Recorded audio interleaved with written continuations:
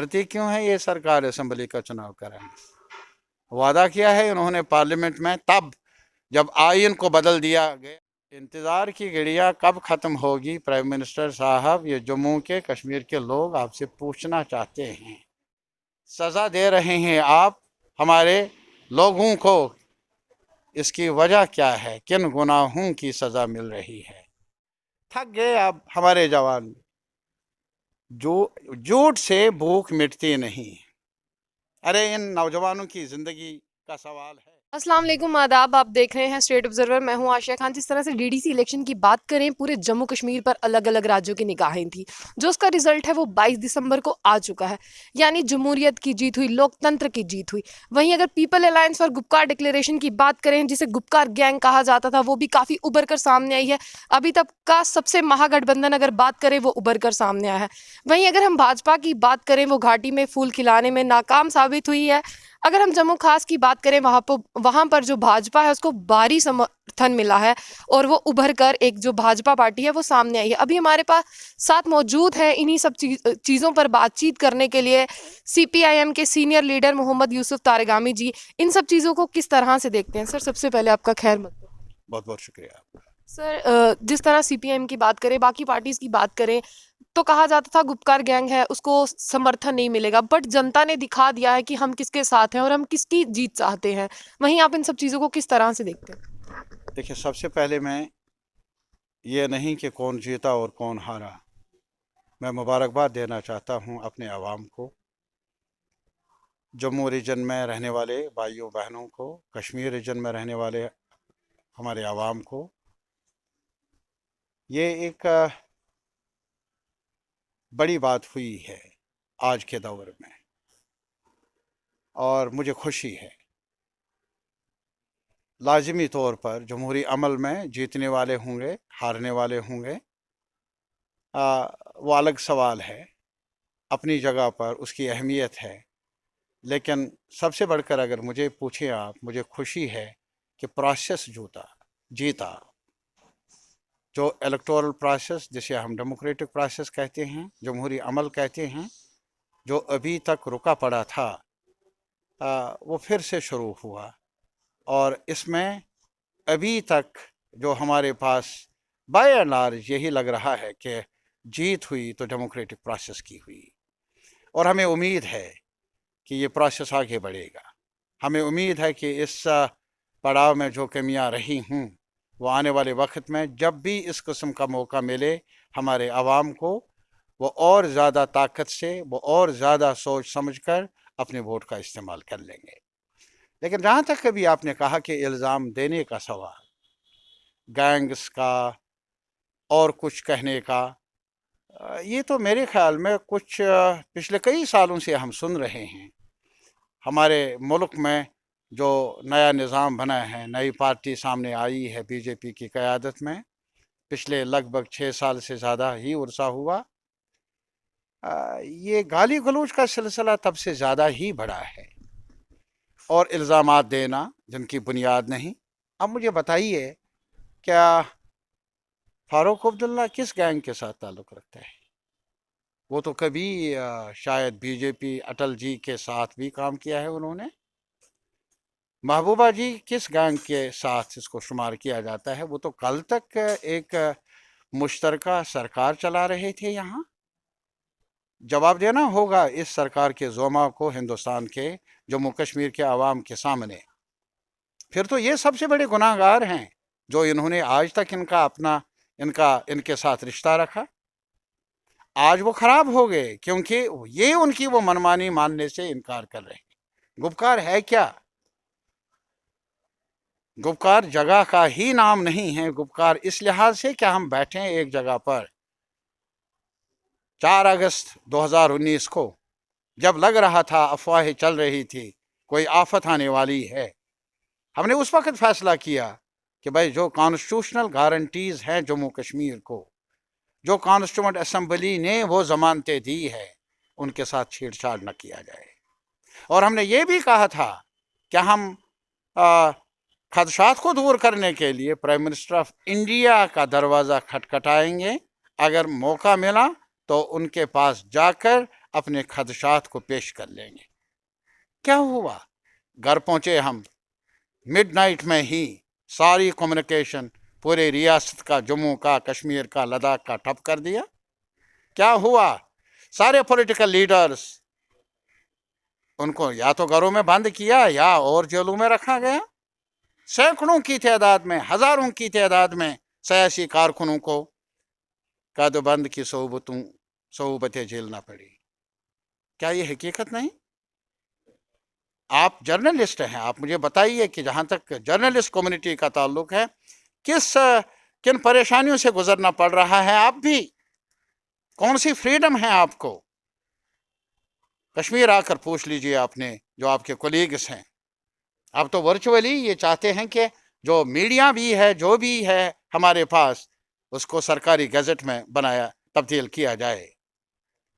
तो अभी हमें फिर बाहर आने का मौका मिला। पब्लिक सेफ्टी एक्ट खत्म हुआ, मुझे सुप्रीम कोर्ट की वसातत से बाहर रहने का, घूमने का मौका मिला। तो जो ही हमने फिर चाहा कि हम आपस में मिले, 1 साल के बाद 5 अगस्त 2020 को फिर कर्फ्यू नाफिज कर दिया श्रीनगर में, मिलने का मौका भी नहीं दिया। ये जमहूरियत है? ये देन है इस सरकार की? और फिर उसके बाद हमने फिर टेलीफोन पर एक स्टेटमेंट दे दिया कि भाई हम क्या मांगते हैं, और कुछ नहीं, हम मांगते हैं वो वापस जो हमसे छीना गया। हमारी रियासत, जम्मू कश्मीर की रियासत, एक तारीखी रियासत, डोगरा राज में बनी है, लद्दाख हिस्सा बना है इसका, उसको तोड़ो मत, ये एक रहना चाहिए। यूनियन टेरिटरी नहीं, कश्मीर की 5000 साल हिस्ट्री है, जम्मू कश्मीर लद्दाख की सैकड़ों साल हिस्ट्री है। इसको यूनियन टेरिटरी के दर्जे पर मत लाओ, ये नाइंसाफी है। और ये किससे पूछ कर किया? ये हमारा सवाल था। अरे आप, आंध्रा टूट गया, यूपी में 2 रियासतें 3 रियासतें बन गई, या बिहार में डिवीजन हो गया, लेकिन बहस हुई, पार्लियामेंट में बहस हुई, असेंबली में बहस हुई, हर फोरम में बहस हुई, लोगों से पूछा गया, उनके रिप्रेजेंटेटिव्स को एतमाद में लिया गया। जम्मू कश्मीर में छोड़ लीजिए, कश्मीर को अगर एतराज़ है, कश्मीर को, कश्मीर के उनकी इंटेग्रिटी पर शक है, जम्मू के लोगों से मेरा सवाल है, अपने भाइयों और बहनों से, चाहे वो बीजेपी के साथ है, कांग्रेस के साथ है, पैंथर के साथ है, या और ग्रुप्स के साथ, सीपीएम या बाकी पार्टियों के साथ ताल्लुक है उनका, पूछ लीजिए उनको, क्या पूछा गया आपको?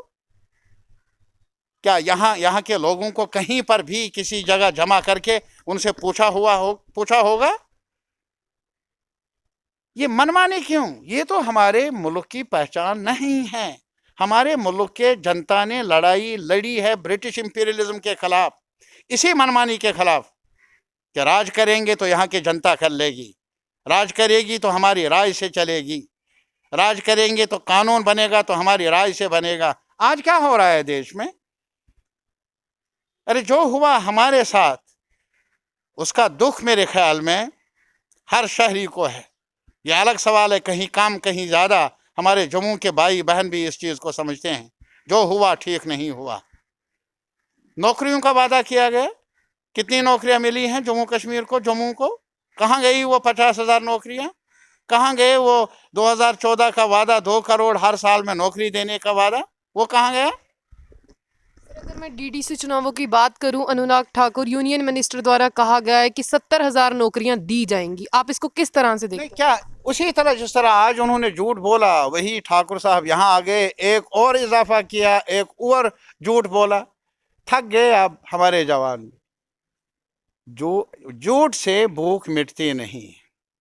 अरे इन नौजवानों की जिंदगी का सवाल है, इनके साथ खिलवाड़ मत करो, इन्हें कुछ दे दो जीने के लिए। आज किसान मांग रहा है सड़कों पर लाखों की तादाद में कि हमें अपना अधिकार वापस दे दो, जहां हम अपनी फसल खुद बेचते थे, जहां हमें मुनाफा बख्श कीमत चाहिए, जहां हमें मिनिमम प्राइस की गारंटी चाहिए। ये किसान कहता है, वो आसमान के तारे नहीं मांगता है। लेकिन क्या हाल है उनका? इस ठंड में भी उनका स्वागत किया है दिल्ली के बॉर्डर्स पर, लाठी से भी, पानी से भी, भूख से भी। कितने लोग मर गए, कितने लोग आज भी ठिठर रहे हैं, लेकिन सरकार है टस से मस नहीं होती, झूठ पर झूठ। लेकिन जम्मू कश्मीर के अवाम ने अभी थोड़ा सा मौका मिला डीडीसी के चुनाव का। शायद इनको अंदाजा था कि लोग शरीक नहीं होंगे। मुबारकबाद देना चाहता हूं हर खित्ते के लोगों को जिन्होंने इस ठंड में भी नाराज होने के बावजूद भी वो घरों से निकले और वोट डाला। किसको डाला वो उनकी मर्जी है। अब गुपकार गैंग है और गैंग को उन्होंने वोट डाला, मानना पड़ेगा। ये लोगों को मंजूर है। आप उसे गाली दे दो, कुछ कहो, लेकिन लोगों ने कहा कि हमारी आरज़ुएं, हमारी तमन्नाएं, हमारे नुमाइंदे ये लोग हैं और कोई नहीं। यहाँ जम्मू में भी जो आप कह रहे हैं कि बीजेपी का, यस ठीक है, हम उस मैंडेट का भी एहतराम करते हैं, लेकिन साथ ही साथ इस चीज़ को मत भूलिए, जम्मू सिर्फ एक डिस्ट्रिक्ट का नाम नहीं है। जम्मू जहाँ कठुआ है वहाँ जम्मू है, उधमपुर है, वहाँ डोडा भी है, कश्तवाड़ भी है, उधर से राजौरी, पुंछ भी है, दूर दराज इलाके भी हैं, ये भी हैं। इसको मत बांटो हिंदू मुसलमान में। और यहाँ पर वोट पड़े हैं। आज़ाद उम्मीदवारों की तादाद आप मुझे बताइए कितने हैं। वो आज़ाद उम्मीदवार भी इसी मिट्टी से आए हैं, उनका भी मैंडेट, उसका हम एहतराम करते हैं। तो मेरे कहने का ये मतलब है कि हम किसी मैंडेट के खिलाफ नहीं बोलेंगे। मैंडेट है, लेकिन मैंडेट अब आगे ये पता चलेगा कि ये सरकार इस मैंडेट की कितनी कदर करती है, कितनी पासदारी करती है। क्या इन इंस्टीट्यूशंस को ताकतवर बनाया जाता है या इन इंस्टीट्यूशंस को काम करने का मौका मिलता है या नहीं मिलता है। और लास्ट पर एक सवाल, डरती क्यों है ये सरकार असेंबली का चुनाव कराने? वादा किया है उन्होंने पार्लियामेंट में, तब जब आईन को बदल दिया गया यकतरफा तौर पर, तब भी कहा प्राइम मिनिस्टर ने स्टेट का दर्जा वापस मिलेगा। इंतज़ार की घड़ियां कब ख़त्म होगी प्राइम मिनिस्टर साहब? ये जम्मू के कश्मीर के लोग आपसे पूछना चाहते हैं। सज़ा दे रहे हैं आप हमारे लोगों को, इसकी वजह क्या है? किन गुनाहों की सज़ा मिल रही है? जवाब आपको भी देना है, जवाब हम भी देंगे, आज नहीं तो कल। सर सिर्फ एक सवाल, युवाओं के लिए क्या स्टैंड रहेगा people alliance for Gupkar declaration का, क्योंकि सबसे ज़्यादा तो सफ़र वही कर रहे हैं। मैं एक ही चीज़ बताऊंगा, हमारे पास, हम बड़े बड़ी बातें नहीं कहेंगे। हम सबसे पहला मुद्दा हमारा कि जम्मू कश्मीर में जमहूरी हुकूक, एक साथ मिलकर काम करने का, एक साथ मिलकर एहतजाज करने का, एक साथ मिलकर सरकार को अकाउंटेबल बनाने का अधिकार मिलना चाहिए। जवानों को रोज़गार चाहिए, ज़िंदगी की सलामती चाहिए, और इसके अलावा उन्हें वक़ार चाहिए, सर उठाकर जीने का हक भी मिलना चाहिए।